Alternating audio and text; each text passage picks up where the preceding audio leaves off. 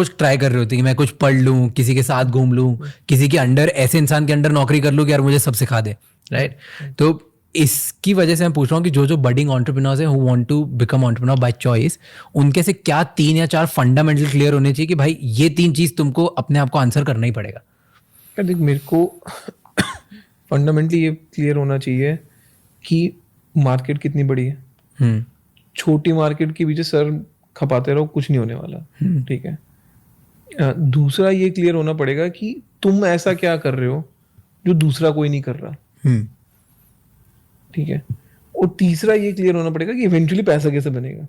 ठीक है, पहले राउंड में कोई डाल देगा, सिकोया डाल देगा, टाइगर डाल देगा, 5वें राउंड तक भी डाल देगा, बट घूम फिर के पैसा तो कस्टमर से बनाना है। या तो इवेंचुअल स्टेट में कस्टमर से पैसा कैसे बनेगा, ये 3 चीजें तुमको बिल्कुल ही क्लियर चाहिए। अगर इसके बिना कर